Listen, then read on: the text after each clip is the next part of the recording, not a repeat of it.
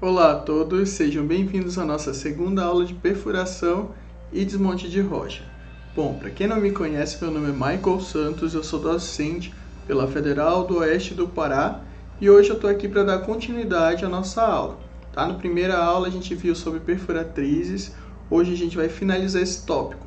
Lembrando vocês, o que a perfuração tem a ver com a mineração? Bom, a perfuração ela é chamada de primeira operação unitária da lavra, tá? A lavra é toda aquela parte que extrai o minério e começa ali no planejamento de lavra mesmo, por assim dizer. Claro, tem a parte financeira e tudo mais, mas a gente pode dizer que o início prático é do planejamento. Execução, o início do ciclo da mina, é perfuração de rocha, quando a gente pensa em operação da lavra, tudo bem? Tá, então a gente está aqui na superfície, a gente precisa alcançar o corpo mineral. O corpo mineral ele vai estar logo abaixo da superfície ou entre a superfície e um maciço rochoso. Se for solo, tranquilo, a escavação ela é muito tranquila. Agora, se entre o corpo mineral e a superfície tiver um maciço rochoso, nesse caso a gente vai precisar da perfuratriz, tá? De fazer os furos de perfuração para detonar, para desmontar, para explodir, tá? Esse maciço rochoso, para poder possibilitar o carregamento e transporte do estéreo e alcançar o corpo mineral. Aí vocês podem me perguntar, mas de repente é só o maciço rochoso, é só a parte estéreo, aquela parte que não tem valor econômico que precisa ser desmontado? Depende. Tem minério que ele tem uma competência geomecânica muito grande. E aí o minério também precisa ser desmontado, precisa de ser perfurado, alocado explosivos e detonado, ou seja, desmontado, tá? Então, depende muito da competência geomecânica. Tem casos que eu só detono estéreo, tem casos que aí é um maciço rochoso bem competente, tem casos que eu detono estéreo minério, tem casos que é só minério, que em cima é solo, tá? Cada caso é um caso, mas precisa ser carregado aquela massa, aquele material rochoso, precisa ser carregado, ele precisa ser transportado, tirado dali, movido, seja minério, seja estéreo, e ele tem uma competência geomecânica muito grande, tá? Ele é muito duro, ele é muito resistente, então ele vai precisar da perfuratriz, do contrário não consegue fazer a lavra do minério, tá? Em alguns casos até é possível, mas é pouco produtivo, então ele é inviável economicamente falando, tá? Então vamos dar continuidade aí às perfuratrizes. Vamos começar? Aqui a gente tem uma imagem da perfuração, tá? A gente tem as perfuratrizes, uma equipe de trabalho. Cadê meu mouse? A gente tem aqui uma equipe... A gente tem aqui uma equipe de trabalho, tá? Eles estão posando para a foto, mas tem aqui as perfuratrizes, para terem uma ideia do tamanho da dimensão da perfuratriz. Claro, a gente tem umas manuais, depende da necessidade de cada trabalho, tá? Mas de forma genérica a gente pode dizer que a perfuratriz é desse tamanho em escala, né, em relação a uma pessoa, que a gente tem vários adultos, provavelmente a maioria ou todos homens, tá? A gente tem aqui adequação de perfuração de rocha. O que isso vai impactar? Por que isso é importante na minha lavra? Adequação da perfuração de rocha. Lembra que eu falei? Perfuração, a primeira atividade de operação da mina. Ela precisa ser adequada para quê? Por que ela vai causar na minha lavra, né? O que vai acontecer depois? Se eu tiver uma perfuração de rocha adequada, a gente tem aqui adequado desmonte de rocha, beleza, então perfurei adequadamente, vai resultar num desmonte bom também. Aqui a gente tem a imagem representando o desmonte, tá? O momento da detonação, na verdade, tá? E o que é um desmonte adequado? É um desmonte que eu não vai diminuir o meu trabalho, vai diminuir o meu retrabalho, não ficou uma detonação a mais ou a menos, tá? Eu quero dizer assim, o banco ele continua da forma que foi planejado, no ângulo certo, na altura certa, tá? Sem ter detonado demais o meu maciço rochoso, nesse caso aqui na minha bancada, ou sem eu ter detonado de menos, ter ficado muito diferente do plano, tá bom? Então a cava ela precisa seguir aquele plano da mina, e isso ele é alcançado quando a princípio a perfuração acontece adequadamente. Tem também o fator do explosivo, mas a gente ainda não chegou nessa parte. Então vamos focar na perfuração. Ou seja, se uma perfuração decente, se uma perfuração adequada, a gente não tem um desmonte adequado e vão gerar outros problemas que a gente vai ver aqui pela frente. Boa fragmentação, tá? Se a gente não tem um desmonte adequado, a gente não tem uma boa fragmentação. O que é isso? É uma granulometria adequada, tá? Depois da detonação, vai gerar aquele material rochoso. Esse material rochoso, ele tem uma granulometria adequada. Sei lá, 1 metro, um pouco menos. São partículas rochosas desse tamanho, matacões ou até menores. Se eles forem muito finos, vai gerar problemas no carregamento, vai gerar perda, vai gerar o que a gente chama de diluição, que a gente já trabalhou aqui na playlist de Lavra a céu aberto. Se você ainda não conferiu, pode clicar aqui no card e aí vai te direcionar para a aula que fala a respeito desse tema, tudo bem? Então, acontece a diluição, a gente perde um pouco de minério e ele acaba ficando na mina, tá? Isso pode acontecer. Se eu tenho um material rochoso, um minério muito fino para carregar. Se eu tenho um material muito grande, um matacão muito grande para carregar de minério, não vai passar na boca do britador. O britador ele tem um tamanho limite, um tamanho máximo que ele aceita de partículas rochosas para estar britando, para estar começando com cominição lá no tratamento. Tá? Então, pode causar problemas, vai causando problemas, são problemas que podem se acarretar ao longo da atividade de lavra e posteriormente no tratamento de minério. Caminhão também muito cheio, com blocos muito grandes, eles não se adequam à caçamba. Nesse aqui se adequa, né, que ele é um caminhão gigantão. Mas carregaria uma maior quantidade de blocos se o desmonte ele for feito de forma adequada, que vem da perfuração adequada, tá? Então eu não consigo chegar lá se eu não começar direito o trabalho, se eu não começar com uma perfuração adequada. A gente tem aqui a diminuição do uso de explosivo, então a gente pode economizar se a gente tiver uma perfuração feita com sucesso, tá? Então se ela for exatamente como planejado, a gente vai ter um uso menor de explosivo e atingindo objetivos adequados.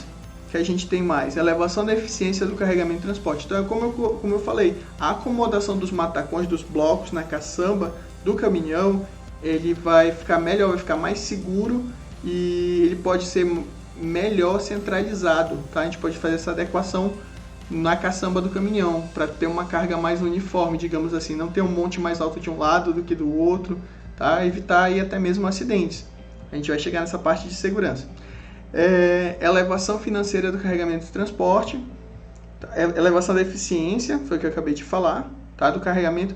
Isso que eu falei da adequação do tamanho do bloco para a báscula aqui, para a caçamba do caminhão, serve também para escavadeira, tá? Se a gente está pensando em uma operação tradicional, né, de escavadeira e caminhão, a concha da escavadeira, os blocos vão se adequar melhor numa concha a partir de um determinado tamanho. Tudo isso é calculado e planejado, tá? Melhora a performance da britagem da moagem. Foi aquele ponto que eu já toquei com vocês. A lavra, ela vai influenciar diretamente na perfuração. É tipo o efeito dominó, né? Que a gente empurra um e vai caindo os outros. Se um deles não estiver bem feito, quando chegar no tratamento, a operação pode comprometer. E a gente precisa ter certeza de que o material rochoso vai chegar com as especificações ideais lá no tratamento de minério, lá na usina da mina. Por quê?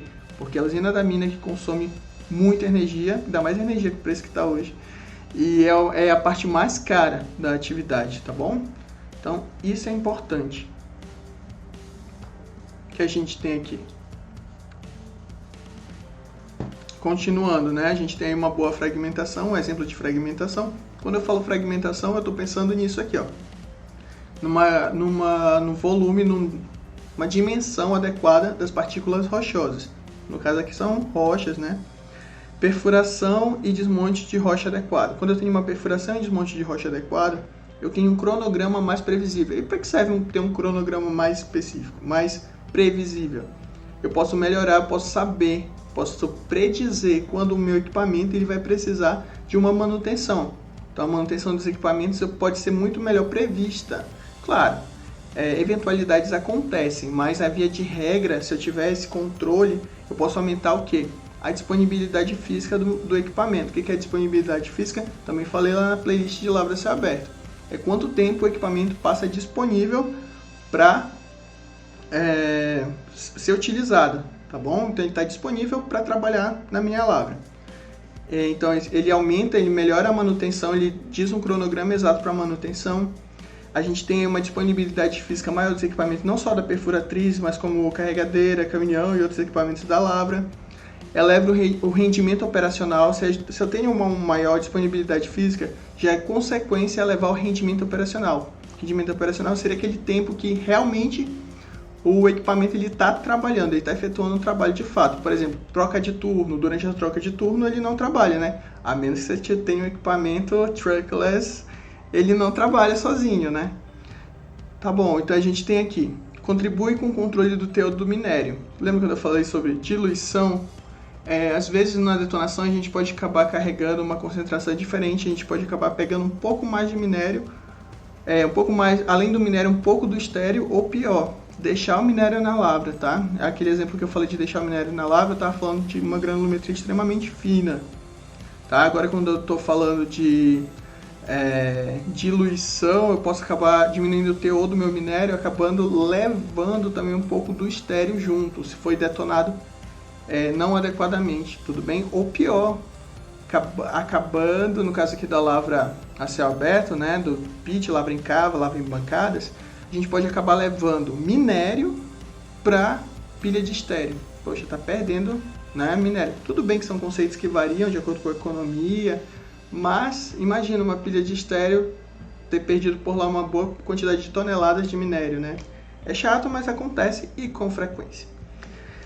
A gente tem um aprimoramento da aderência da cava final. O que seria isso, né? O aprimoramento da aderência à cava final. Estou falando do meu plano de lavra, então ele tem que estar adequado. Aderência é porque o meu planejado tem que ser igual ao meu executado. Igual nunca é, né? Mas a gente tenta deixar o mais próximo possível.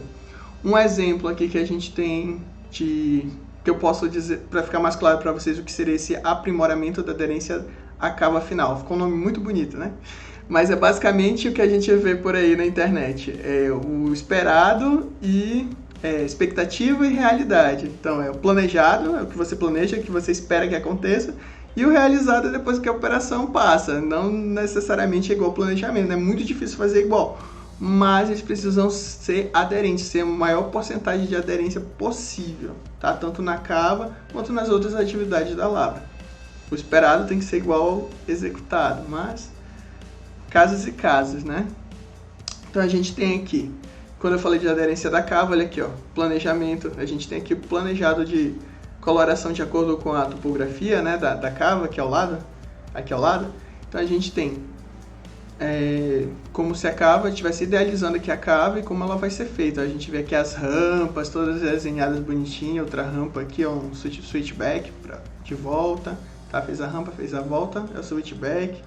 Tá, então a gente tem que ter isso em mente, que a perfuração ela precisa ser adequada para ter um desmonte adequado e ter tudo mais adequado. Reduz o risco de fly rock. Fly rock é um dos piores problemas que pode acontecer com a detonação. Tá? Fly rock ele vai estar associado a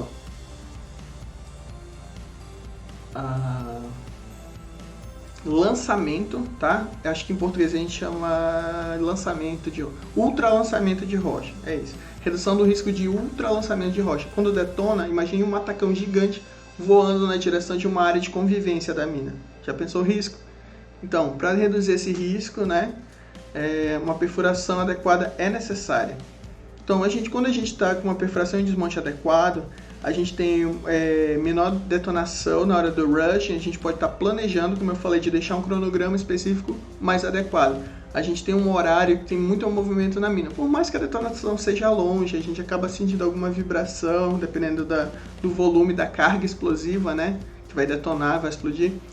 Mas é bem interessante, o pessoal usa muito isso ainda hoje na indústria, de detonar num horário que tem menos pessoas, mas evitar detonar de noite. Então tem horários e horários, tá? Então adequar os melhores horários da mina, de acordo com o turno da mina, né? Tem mina que é 24 horas, tem outras que é só pela manhã. Adequar melhor para que menos pessoas sintam, digamos assim, a detonação ou sejam possíveis vítimas de ultralançamento, que Deus o livre, né? Mas para acontecer esse ultralançamento, ele não vai acontecer se tu tiver uma perfuração e desmonte adequado. Acho que eu já falei isso umas 30 vezes aqui hoje, perfuração e desmonte adequado. Então, eu tenho menor trânsito de equipamentos, porque é menos retrabalho, trazer e levar perfuratriz, às vezes por causa da perfuração feita no lugar errado, com distanciamento, com espaçamento, a gente vai ver isso mais pra frente, tá? Na aula de malha de perfuração. Mas imagine que o furo, onde vai ser alocado o explosivo, está no lugar errado. Vai gerar, quando detonar, vai gerar uma forma errada no banco.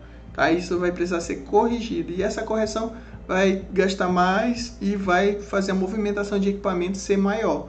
Os equipamentos precisam chegar até onde o trabalho precisa ser refeito.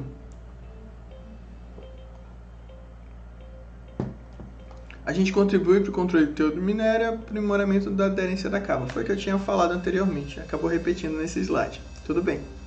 A gente tem aqui, então, a taxa de penetração. Uma das características mais importantes quando a gente fala da perfuração é a taxa de penetração.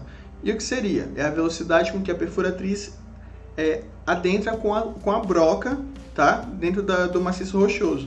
E ela geralmente é expressa por centímetros por minuto. Quando a gente está falando de perfuratriz rotopercussiva, eu já vi também ser avaliados em metros por hora. Depende também do que a gente está falando. A gente está falando de um turno, a gente está falando de um mês de operação. Se for um mês de operação, centímetros por minuto vai ser um número muito grande, né? Então a gente adequa para cada situação. Mas é um comprimento que adentrou a rocha, tá? É um metro, é um centímetro, é uma unidade de comprimento dividido pelo tempo. No caso aí está minuto, mas poderia ser hora, por exemplo, tudo bem? Tá, aqui a gente tem um exemplo, perfuração, só ilustrando aí perfuração a céu aberto e perfuração subterrânea. Perfuratrizes percussivas, a gente viu na última aula, perfuratrizes percussivas, rotopercussivas, ou percusso-rotativas também chamadas, e as perfuratrizes rotativas. Então, são basicamente esses três tipos, a gente viu, né, o martelo de superfície, de fundo de furo. Bom, se você não viu, eu recomendo dar uma olhada na última aula, aqui nessa mesma playlist, tá? E vamos continuar. A gente tem aqui perfuratriz percussiva. Essa fórmula é especificamente para percussiva. Observem que quando eu falo de taxa de penetração, eu estou me referindo ao equipamento. Eu estou falando mais... Claro, tem a ver com... A rocha influencia, né? Se eu tenho uma rocha mais competente, mais dura, mais resistente, é claro que a taxa de penetração vai ser menor. Mas quando eu falo taxa de penetração, eu estou me referindo principalmente ao equipamento em si. Eu estou olhando para o equipamento, tá? Quero que fique bem observado para não confundir com outra questão que a gente vai ver logo a seguir. A gente tem aqui B, velocidade de penetração. Então, lembra, perfuratriz percussiva é aquela que o avanço é feito em cima, sua principal característica é o golpeamento. Ele não consegue rotacionar ao mesmo tempo que golpeia, né, que martela. Então ele martela, rotaciona, martela de novo, rotaciona de novo. Então ele não faz em conjunto. Então a gente tem a perfuratriz percussiva. Nesses casos, né, que são usadas mais em pedreiras, em coisas que são, em operações que são menos profundas, tá? Então é bem limitado o uso dela, mas é bem útil também e barato. Se eu estiver falando de uma pedreira de mármore, granito. Beleza, então aqui a gente tem a fórmula da taxa de penetração da perfuratriz. Então a gente quer saber o nosso B, né? A velocidade, né? A taxa de penetração, que é justamente essa velocidade de penetração que é dada, no caso da percussiva, em centímetros por minuto. Se eu estiver falando, por exemplo, de um turno, um dia de trabalho, tá? E aí ele vai ter as principais variáveis. Essa constante que tem a ver com características específicas do meu equipamento, da minha perfuratriz. Aí tem a velocidade de impacto do pistão, né? O pistão que vai ser o responsável por fazer aquele movimento que vai dar os golpes do martelo da perfuratriz, tá? Ele é dado em metros por segundo. Aí a gente tem a pressão na cabeça do pistão, essa pressão é PM ali na fórmula, então é basicamente uma multiplicação, tá? PM é a pressão na cabeça do pistão e o D é o diâmetro da cabeça do pistão, não é do furo, tá? É do pistão em si.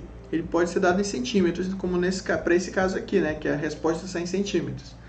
A gente tem então essa fórmula, o meu D, né? Meu diâmetro do pistão vai estar ao quadrado, essa formulazinha básica, para ter aí a taxa de penetração da perfuratriz percussiva, tá? A taxa de penetração relacionando os parâmetros do equipamento, beleza? Outra fórmula também que tu consegues encontrar a taxa de penetração, ela é utilizada mais diretamente para perfuratrizes rotativas.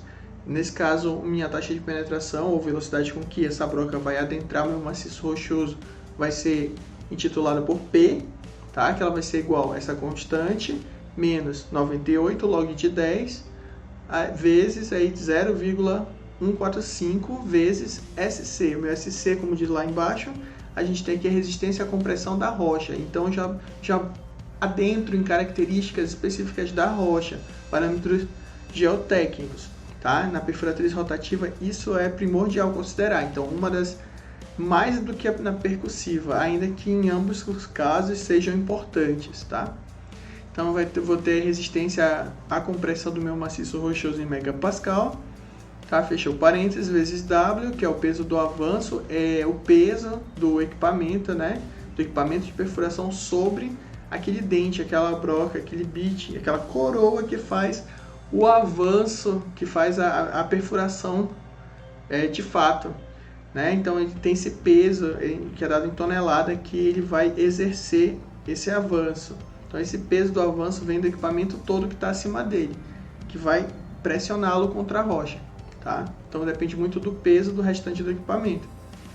O R, que é a velocidade de rotação da perfuratriz, que é dado em RPM, e o diâmetro do furo, que é dado em milímetro, que a gente tem aqui WR dividido por 250 vezes T, que é o diâmetro do furo em milímetros. Tá? Então aí nessa fórmula eu também encontro de forma direta a taxa de penetração de uma perfuratriz rotativa. Aqui eu tenho a perfurabilidade. Então eu queria que vocês não confundissem os dois critérios que são bem parecidos. São duas características parecidas, taxa de penetração e perfurabilidade. Inclusive elas têm uma relação direta, mas a questão da perfurabilidade eu estou me relacionando ao maciço rochoso, eu faço referência ao maciço rochoso e não à perfuratriz. A taxa de penetração ela vai depender principalmente, quase que majoritariamente, né, quase que na sua totalidade, do equipamento de perfuração. Já na perfurabilidade eu vou considerar outros parâmetros, eu vou considerar muito mais o índice de perfurabilidade do maciço rochoso, tá? E do granito, por exemplo, esse índice é 1. Então, ele serviu de base para os demais no estudo. Então, mas o que seria essa perfurabilidade? A gente pode ver aqui, ó, né, nessa definição, que foram definidos parâmetros específicos. Aí está aqui os valores, tá? São valores específicos de variáveis que influenciam diretamente. E aí eu vou estar focado em questões do próprio maciço rochoso, como dureza, textura, persistência, né, que é a continuidade que vai... Quão contínua é uma descontinuidade, né, com que ela volta a ocorrer, ela é persistente. A gente tem o tamanho do grão, a gente tem resistência geomecânica, que já é considerada também na taxa de penetração, e o espaçamento e preenchimento das descontinuidades. Então a perfurabilidade ela é uma característica de quem? Da rocha, tá? Enquanto a taxa de penetração ela é uma característica do equipamento de perfuração. Tudo bem? Não fazer essa confusão. Então a gente tem aqui a fórmula, o BB, que a gente quer o BB, que é perfurabilidade, o BV, que é a velocidade de perfuração, o PV, que é a pressão do trabalho, e o diâmetro da broca, que é o DV. Então todos aqui, ó, tá? E aí tem os valores fixos, porque pelo conceito de perfurabilidade é que nessas situações específicas, nesse estado específico, a velocidade da perfuração, a facilidade, é isso. A perfurabilidade é a facilidade com que a rocha tem de ser perfurada. Já a taxa de penetração é com a velocidade com que o equipamento adentra o maciço rochoso. Percebeu a diferença? Tá? Eles são bem próximos. Muita gente faz confusão das duas coisas, mas é basicamente isso. Tá? Então a gente tem aqui a perfurabilidade no meio. Ela recebe influência dos fatores mais relevantes do maciço rochoso, todos aqueles que eu citei no slide passado, no sentido da mecânica mesmo, da parte física, da geotecnia do maciço rochoso, as condições, tá? As propriedades da rocha, dos minerais que compõem a rocha, o maciço rochoso, tem descontinuidade também. A gente tem da broca de perfuração, a gente tem o martelo influencia, o poder de transmissão de energia da perfuração influencia, o dente, pastilha, o bit da perfuração também, a percussão, o impacto de percussão. Mas se eu tiver uma rotativa ou uma rotopercussiva, não tem impacto. Uma rotopercussiva tem muito impacto, inclusive mais do que a percussiva, tá? Working process seria o processo de trabalho, o sistema de escavação, de logística, de operação, de manutenção. Tudo isso vai influenciar na minha perfurabilidade, o drillability que a gente tem aí. Bom, eu cheguei a citar na última aula, né, mostrei algumas comparações, mas eu queria mostrar para vocês não necessariamente a seleção da perfuratriz, mas alguns parâmetros que são ditos aqui. A gente tem parâmetros que vão influenciar na perfuração de qualquer forma. O tipo da rocha, tá? Eu peguei isso acho que da última aula. O tipo da rocha, a profundidade máxima do furo. Então tudo isso vai ser questões importantes, não só para a seleção da perfuratriz, como do trabalho em si, de realizar a perfuração. O volume de ar requerido, tem alguns casos que são hidráulicos, né? Volume de água requerida. O avanço ou o pull down necessário, o avanço, né? Com que pressão é exercida sobre a rocha, sobre o maciço rochoso para estar realizando a perfuração, a velocidade de rotação, tá? Então essas são características importantes. Então eu coloquei aqui, não necessariamente para comparar as três, mas para ver o que influencia na atividade de perfuração. A taxa de penetração, que por consequência a perfurabilidade da rocha também vai ser um fator influente, e o nível de ruído, esse aqui é mais para comparação mesmo, de perfuratriz. Então a gente chega aqui na produtividade da perfuratriz. A gente tem uma fórmula bem simples, tá? Que é a produtividade da perfuratriz vai ser igual a esse meu N vezes 60 dividido por T vezes H. Isso dado em metros por hora. Então, mas antes de dizer o que é cada uma dessas coisas, a gente tem aqui o ciclo de perfuração, o ciclo de operação, ciclo do equipamento de perfuração. A gente tem o alinhamento da broca, a embocar, né, que é encaixar o furo, tá? A gente tem o tempo durante estar realizando a perfuração, tá descendo ou tá descendo a haste, o equipamento como um todo. Aí tem o manuseio e colocação da haste, se for muito profundo vai ter que engatar mais uma haste ou não, né? Depende do tipo ou de cada situação. Retirada da haste e o deslocamento do equipamento de perfuração para o próximo furo, tudo bem? Então, considera-se como o ciclo da perfuração o conjunto das tarefas necessárias para iniciar o furo, perfurá-lo e concluí-lo. E ainda o deslocamento do equipamento inteiro para o próximo furo, tá? Então, esse é o ciclo do equipamento de perfuração, tá? E o que são cada um desses parâmetros? A gente tem essa somatória de alinhamento, tempo de perfuração, manuseio, retirada da haste, deslocamento para o próximo furo. Essas atividades, elas somadas, elas vão dar o valor desse T maiúsculo. A gente tem também o H. O H nada mais é do que a altura H, né? Vertical. É a profundidade do furo, tá? É a altura, é a profundidade, na verdade, do furo em relação à superfície, quanto ele adentrou o maciço rochoso, tá? Então é uma distância, é um valor dado em metros, por exemplo, tá? Geralmente metros. A gente tem aqui o N, esse N vai ser o número, o valor, o tempo de perfuração de fato, tá? Porque, digamos que, geralmente ele é considerado 50. Isso significa que a cada uma hora ele trabalha efetivamente, é isso, de trabalho efetivo. Ele trabalha efetivamente 50 minutos. Em locais mais difíceis ou à noite, pode ser considerado até 45 o valor desse N, tá? Mas cada caso é um caso. Então a gente tem aqui, ó, por exemplo, calcule a produção horária de uma perfuratriz capaz de executar 0,5 metros por minuto em furos de 12 metros de profundidade. Beleza, então aqui a gente tem um exemplo. Como eu tinha falado, geralmente a gente tem 50 minutos de uma hora, tá? É o nosso, esse N, essa letra grega aqui que parece um N, que eu esqueci o nome. Mas ele geralmente é 50 sobre 60, tá? E em situações mais complexas, a gente pode ir muito inclinado, um terreno muito acidentado, por exemplo, a gente pode dizer que é 45 sobre 60. Então, basicamente é isso. São as horas efetivas de trabalho em cima de uma hora de trabalho, esse Nzinho. Então, ele quer saber qual que é a produção horária, né? Calcule a produção horária de uma perfuratriz capaz de executar 0,5 metros por minuto em furos de 12 metros de profundidade. Ele deu várias informações aqui e não necessariamente só aquelas que eu precisava. eu tenho 12 aqui, né, que é a profundidade do furo, que é o meu H, altura vertical, né, ou profundidade do furo, que é mais certo.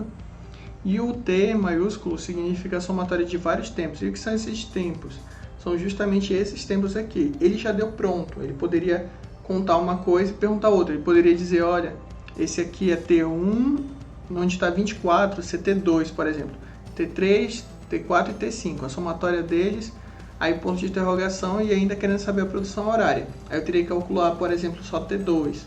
Nesse caso seria possível. O meu T2, no caso, seria o tempo de furação. Então, se a gente sabe que a capacidade dessa perfuratriz é furar 0,5, né, meio metro a cada minuto, quantos minutos ela vai demorar para furar 12 metros? Meio metro, 2 vezes, né? Então, depois de 24 minutos, ela teria furado 12 metros. Tudo bem? Seria o dobro aqui, porque é de meio e meio. Se fosse 1 metro por minuto, então, em 12 minutos, furaria 12 metros. Mas como é meio, é metade disso, então, o dobro, né? 24 minutos. Tá? Então a gente tem aí, a gente poderia achar T2, poderia dizer aqui que é T2 e a gente descobrir qual que é o tempo de perfuração, tá? Mas aqui eu já peguei pronto. Então eu tenho T, que é 42,75, eu tenho o H, que é 12, e eu tenho o meu N, que é 50, se for uma condição, vamos dizer que é uma condição normal. 50 dividido por 60, então é só arrumar e fazer a conta. A gente tem aqui o nosso P, vai ser igual a 50, situação normal, sobre 60, vezes 60, sobre meu tempo total, que é 42,75, vezes o Hzão, que é 12 metros de profundidade. Tá? Então, se a gente vai cortar aqui já, tá? E aí é só bater a conta. Então, minha produção horária vai dar... Sabe que eu não sei? Deixa eu pegar meu celular. Deu 14, deixa eu ver se dá pra ver aqui. Tá. Deu 14,035, tá? Então, a produção horária é de aproximadamente, tá? 14 metros perfurados a cada hora que passa. Tá, então essa é a produção horária da perfuratriz. Bom, continuando aqui, a gente tem os problemas de perfuração, tá? Então observem que essa broca, ela tá até inclinada. O furo pode ser inclinado? Pode ser inclinado. Na verdade tem umas situações que é até recomendado que seja inclinado. Mas isso a gente vai ver na próxima aula sobre furos e malhas de perfuração, tá? Eu queria deixar ressaltado para vocês são os problemas de perfuração os mais comuns. O mau posicionamento. O mau posicionamento diz que o afastamento é 2, tá? Digamos, a gente vai abordar isso melhor na próxima aula, mas digamos que tem uma distância ideal entre um furo e outro. Então, a perfuratriz ela acabou furando um pouco mais longe, e isso vai gerar consequências. Vai gerar uma criação de blocos maiores. Se de repente os furos foram furados muito próximos, e a gente colocar a mesma quantidade de explosivo como previsto no plano de fogo, que a gente vai ver nas próximas aulas, eu vou ter um ultralançamento, provavelmente, ou a geração de muitos finos, ou os dois ao mesmo tempo. Tá? Então acontece um mau posicionamento, acaba atrapalhando o meu planejado, a minha malha de perfuração. Tá? Acaba sendo errada essa perfuração, no local errado. A gente tem erro na inclinação em azimuth. Então tem um mergulho, né? Quando azimuth, a perfuração vai ser realizada qual o ângulo dessa inclinação. Como eu falei, a perfuração inclinada ela é comum, ela acontece, mas tem que ser como planejado, tem que ser no ângulo adequado, senão pode ocasionar muitos problemas. Às vezes está tão inclinado que acaba uma perfuração acaba encontrando a outra, tá? E aí acontece um excesso de explosão entre os dois furos. Então isso tem que ser evitado. Outro problema, o desvio do furo. O furo ele está muito bem aqui é o 3. Ó. O furo está indo muito bem, do nada, de repente alguma formação rochosa mais dura, mais competente bem aqui, faz com que a perfuratriz acabe mudando completamente o ângulo e a haste acabe indo no outro sentido e perfurando com desvio. tá? Isso vai ocasionar problemas posteriormente. A gente tem aqui o comprimento errado do furo. Olha aqui, ó, o número 4. Olha, o comprimento adequado era esse. Aqui tem um conjunto de problemas, né? Mas o comprimento tem inclinação errada, que seria o 2 também. Aqui o 2 2 e o 4, eles fazem parte do mesmo conjunto aqui. Então, tem a bancada aqui, tem a subfuração. A gente vai ver esses elementos geométricos posteriormente na próxima aula, mais adequadamente. Mas tenha em mente que ele precisava ser perfurado até aqui, onde marca essa bolinha vermelha. E ele foi perfurado bem mais embaixo. Isso vai acarretar problemas. Provavelmente uma detonação com a topografia, quando for marcar de novo nessa altura aqui da bancada, vai estar numa altura irregular nesse momento, tá? Por causa de um excesso de perfuração. Outro erro, desvio lateral. Desvio lateral está aqui representado no 5. Fica difícil de representar num desenho desse que ele é bidimensional, né? Se fosse 3D a gente conseguiria ver bem. Ele sofreu um desvio para o lado, né? Isso é bem fácil de entender, né? Desvio lateral, mas difícil de visualizar naquela imagem. A gente tem as brocas aqui. O que seriam as brocas? Seria justamente a peça responsável pela transmissão desse trabalho que realiza de fato a operação, o corte, né? A perfuração da rocha. Através de sua extremidade cortante é feito o avanço efetivo na rocha. Então é na broca, tá? Especificamente no dente ou na pastilha da coroa, são peças da broca, que vai ser feito esse avanço, essa força, esse esforço sobre o maciço rochoso. Eu vou mostrar direitinho, que a gente tem brocas de dois tipos, basicamente, segundo a classificação. As integrais e as de extensão. Qual que é a diferença delas? Tá, a broca de extensão ela é composta por uma acoplação de peças. As peças elas podem ser acopladas e à medida que você tem uma delas com problema ou desgastada, você pode substituir unicamente aquela peça. Aí a gente tem punhos, luvas, hastes, bites ou pastilha ou dente. E esse aqui inteiro é a coroa, tá? E a coroa aqui. Na coroa tem os dentes. Tem os bites ou pastilhas também chamadas. Aí tem outras várias formas de bit. Bit de botão, aqui.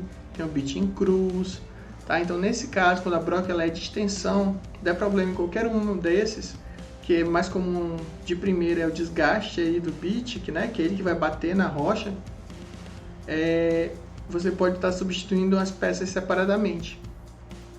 Quando a gente fala, deixa eu passar aqui, depois eu já volto aqui nas brocas tricônicas, mas as brocas integrais, lembra, a de extensão e a integral. A integral elas são aquelas que têm as partes constituem peça única, ou seja, elas também têm punho, luva, ou colar, né? Haste e coroa, também tem as mesmas peças, só que elas não se acoplam, ela já vem numa peça única, tá? Então tu não pode trocar ela unicamente. Se tiver problema com alguma parte dela, vai ter que trocar ela toda, tá? O que ainda dá para fazer o bit que é desgastado, dá para dar uma molada, mas de forma geral, quando acontece algum problema em algum desses componentes, a gente tem que descartar a broca inteira. Voltando aqui para as brocas de extensão, né? Elas vão se conectando. Um exemplo que a gente tem delas, das brocas de extensão, são as brocas tricônicas. Elas são bem famosinhas, tá? Então elas são em formato de cone, são 3, tricônica, e só que ela tem uma capacidade muito boa, ela é muito poderosa. O problema é que ela tem problema de centro de gravidade, não sei se por serem cônicas, né? A gente tem um desgaste prematuro, é muito rapidamente desgastado. Os bits, as peças da broca tricônica.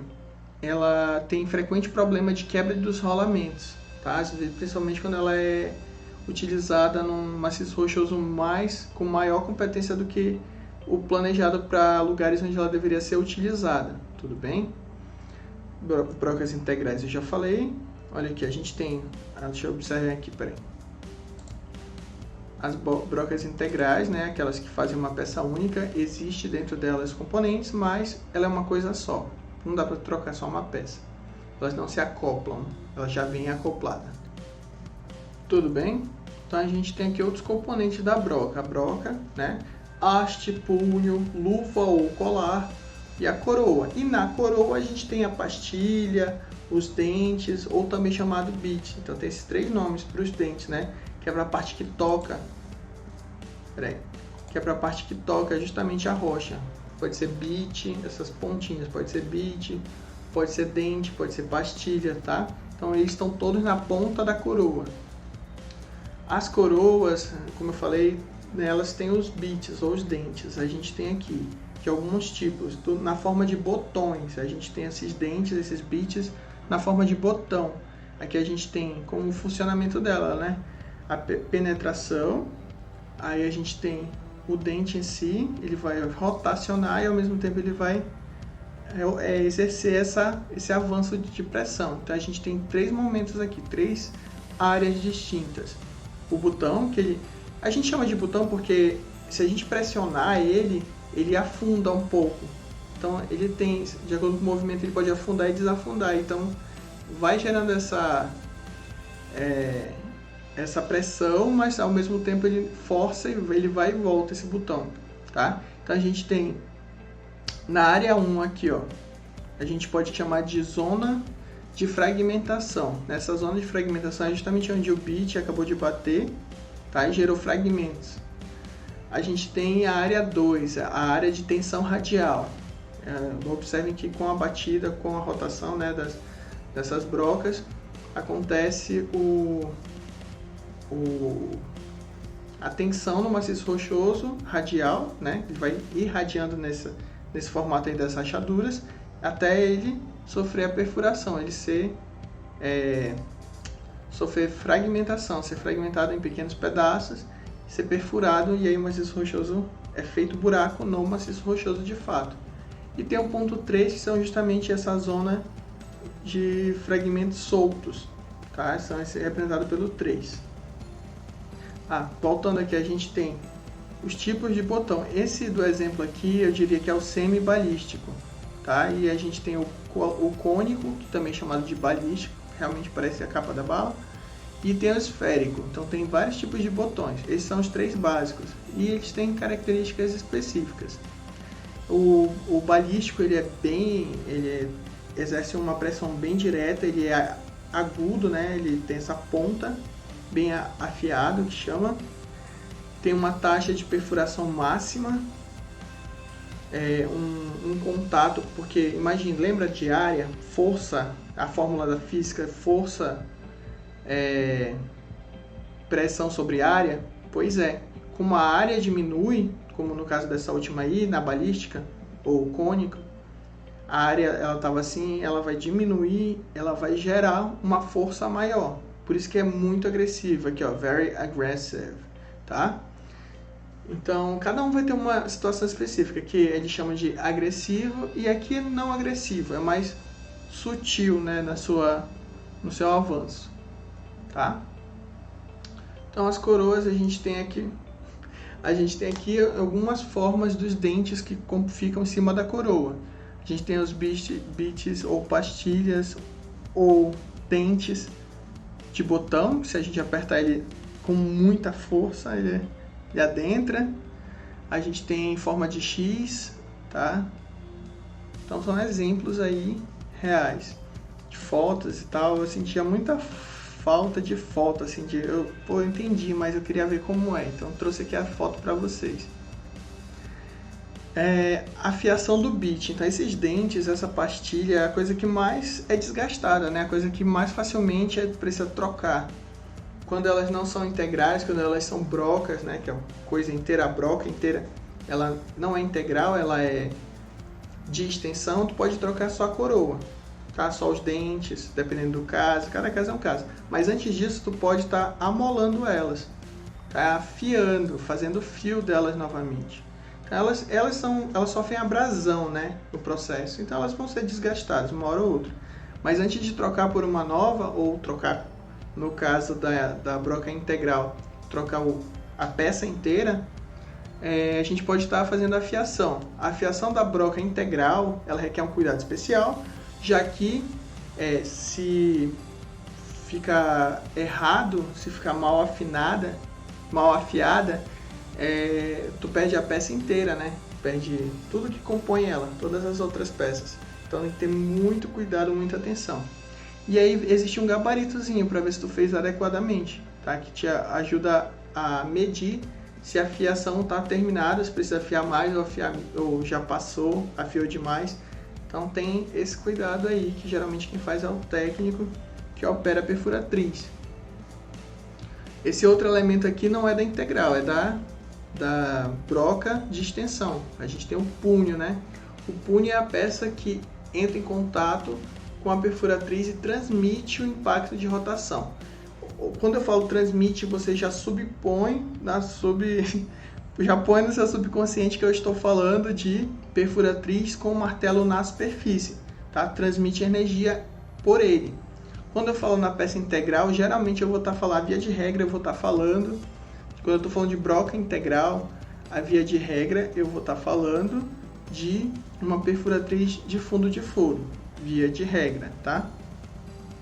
E quando eu falo de brocas de extensão, né, que tem as peças, geralmente é via de regra que eu estou falando de um martelo, de uma perfuratriz, que a gente chama de top hammer, né, que é um martelo na superfície, tá? Então vai transmitir o impacto e a rotação. Então o punho, essa peça aqui, é responsável por isso nas perfuratrizes de extensão. Tá? A gente tem as luvas, que é uma forma de acoplar uma haste com o punho. A gente tem aí externo, com rosca externa ou interna. Tá? Tem alguns modelos diferentes, mas é basicamente isso. Só que é luva para acoplar de um lado e do outro. As hastes, né, tem vários formatos aqui também, haste de extensão, haste rápida, haste guia, tubo de guia, haste hexagonal, tá? Ela tem lá suas formas específicas. Interessante que eu acho essas hastes em carrossel. Para que serve então essa haste em carrossel? Nesse caso aqui são 6, se eu não me engano, tá? Se eu não me engano, nesse caso aí são 6. São 6 hastes que ficam prontas na perfuratriz. Tu terminou de adentrar no furo uma haste, entra segundo, só aciona, né, o mecanismo, ele gira e adentra mais uma haste, É muito produtivo, é rápido. Como eu mostrei aqui na perfuratriz de extensão, deixa eu ver se eu encontro aqui. Acabou ficando aqui a animação dela. Sobreposição de imagens dela, bem aqui. Aqui, vocês estão vendo aqui nessa imagem a perfuratriz, olha. Essa aqui é a primeira haste, ela ficou bem aqui. Aí tem que levantar o equipamento, colocar uma haste e entrar a segunda haste. Então a segunda haste ela vai empurrar a primeira. Aí vai ficar aqui a primeira haste e aqui a segunda haste. Aí tira o equipamento, acopla mais uma terceira haste e volta a perfurar.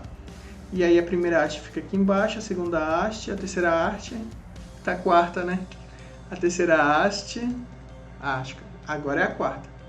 E aqui é a terceira, primeira, segunda, terceira e quarta. Nesse caso era 12 metros, né? Então, para evitar todo esse trabalho de levanta o equipamento, acopla a haste, perfura, pega outro equipamento, tira. Então, em vez de ficar fazendo esse rosqueamento e desrosqueamento de haste, a gente pode estar utilizando aí, claro, dependendo do investimento, né, que é um equipamento mais caro e mais produtivo, a haste em carrossel, uma perfuratriz que tem a haste em carrossel, tá? Aumento da sua produtividade. Isso aqui é a propaganda do fabricante. Então a relação eu expliquei lá, já ia aparecer aqui nesse slide, o que eu estava tentando explicar. A gente consegue ver direito também aqui nessa relação metros haste e metros furos.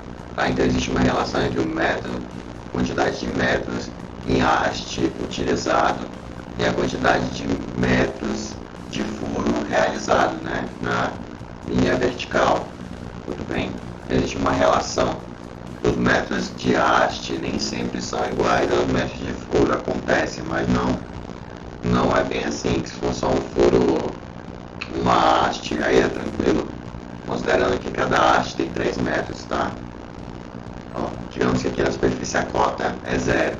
Aí desceu uma haste, menos 3, esse menos 3 aqui, ó, menos 3 metros. Desceu duas hastes, menos 6 metros. Desceu a terceira haste, menos 9 metros. Tá? Então essa relação aqui a gente tem. Entrou a primeira haste, perfurei 3 metros.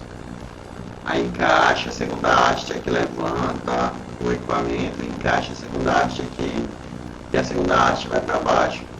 E a mesma coisa da terceira haste. Então como é que funciona esse metros haste? Os metros haste é assim, olhem só para a haste número 1, para a primeira haste, tá? Então foi aqui 3 metros, ela desceu o segundo momento mais 3 metros e por último ela desceu 9 metros, então foi 3, 3, 3. Eu tenho 9 metros de haste só com a haste número 1, H1, tá? Vai ser minha haste 1, vai ter 9 metros. E a minha haste 2, no primeiro momento ela não apareceu, no segundo momento ela adentrou 3 metros no maciço rochoso e no terceiro momento ela adentrou mais 10 metros. Tá? Então eu tenho 6. Por isso eu estou observando só a haste número 2. Então meu H2 deu 6 metros perfurados, tudo bem? Quando a gente for olhar, deixa eu apagar aqui, quando a gente for olhar só para a haste número 3, o que acontece? No primeiro momento ela não aparece, no segundo momento ela não aparece, e no terceiro momento ela aparece. Então adentrou 3 metros unicamente. Ok? Meu H3 adentrou 3 metros. Então a somatória dos metros que adentraram as 3 hastes individualmente é o meu metros de haste. Então eu tenho 9, com 6, 15, com 3, 18, né? Eu tenho aqui metros de haste, 18 metros de haste. E quando os metros de furos foram perfurados no total? Bom, no final dessa operação de perfuração eu perfurei, né, nessa coluna de perfuração, tem 9 metros, tá? Então são 9 metros, então eu vou ter 9. Tá? Então, o que é o meu K então? Então, isso que eu calculei agora para vocês é o metro haste, o metro furo. A relação, a divisão de um pelo outro vai dar o meu NH. Então aqui vai ficar 18 sobre 9, tá? Que vai dar 2. Então no lugar desse N eu tenho um 2. Tá? Então essa relação K vai ser 2. Então essa relação 2 vai ser 2 mais 1, 3. 3 sobre 2. Tá? Então meu K é 3 sobre 2. Ou uma relação de 1,5. Tá? Então vai ser 1,5. E para que vai servir esse K? Então, a gente tem esse K, ele vai ser utilizado nessa fórmula. E o que seriam essas duas fórmulas? Essa de verde e essa de azul. É para saber qual a quantidade de componentes da broca de perfuração eu vou precisar para determinada atividade. Claro, eu estou falando de brocas de extensão, porque as brocas integrais não têm essa oportunidade de trocar só os componentes, né? Tem que trocar a broca inteira, tá? Então, coroas e punhos, qual que é o cálculo? O número de furos, eu trabalho com, sei lá, 500 furos, 100 furos.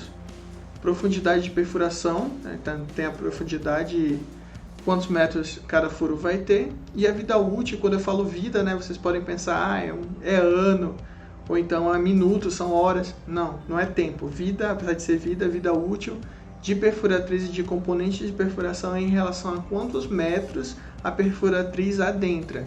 Né? A perfuratriz realiza seu trabalho, ela perfura o maciço rochoso. 1.500 metros, 2.000 metros, tá? São exemplos. Então, é em cima de metros perfurados. E o cálculo da haste da luva vai depender, além das mesmas variáveis, também do K. O K que é aquela relação que a gente viu no slide anterior. Tudo bem? Então é uma continha simples. Então a gente tem aqui a perfuração high-tech. High-tech não parece, né? Nesse preto e branco. Então, já foi high-tech no tempo do livro. O livro que eu estou usando de base para a aula de hoje, principalmente, é o Ricardo e o Catalani. Aquele manual da escavação, aquele vermelho grandão. Pois é, esse livro ele mostrava assim como, uau, última moda em perfuração. Só que já faz um pouco de tempo, né? Tá um pouco desatualizado. E ele fazia a mira, a localização do furo estava correta e o ângulo de inclinação, e se fazia algum desvio. Isso era tudo que ele conseguia ver no painel. Hoje em dia, além de tudo isso, isso é o mínimo, é o básico que um sistema desse faz. Ele também verifica rotação por minuto, pressão de avanço, torque e taxa de penetração da perfuratriz. Então tudo isso é como hoje se encontra, né? Vamos ver esse vídeo aqui rapidamente de como é a perfuração daqui para frente, né? Do high-tech mesmo. Tá, a gente tem aqui uma operação longe de um ambiente seguro, né? Ele está longe de onde está acontecendo a perfuração, o equipamento de perfuração está longe e ele está na cabine. Ele está controlando pelo joystick, reduz a exposição de poeira, de ruídos, de vibrações. Ele pode controlar mais de uma máquina ao mesmo tempo, tá? Tudo no joystick. As condições de segurança elas aumentam, tá? Ele tem o controle de tudo, além do ângulo, posição do furo, ele está visualizando também.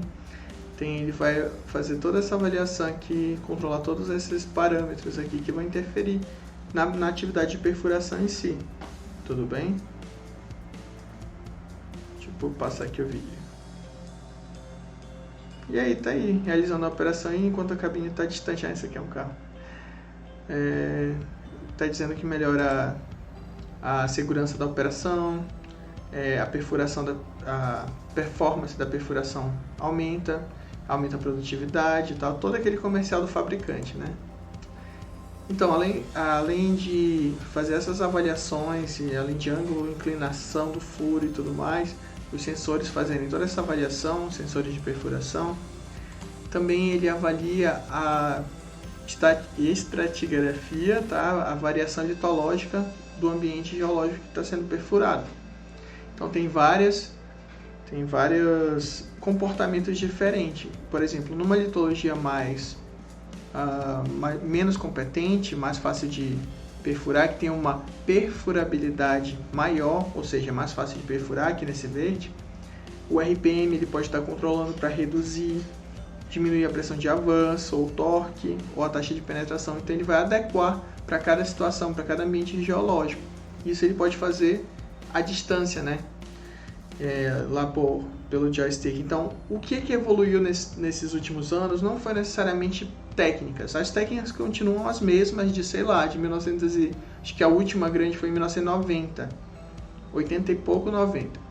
E tudo que avançou, então, ele vai estar mais voltado para a automatização do trabalho e também um pouco na qualidade dos materiais, tá? Os materiais utilizados. O bit, o dente da broca ali, diamantado, tá? Aquele diamante de laboratório, sintético, né, que a gente fala.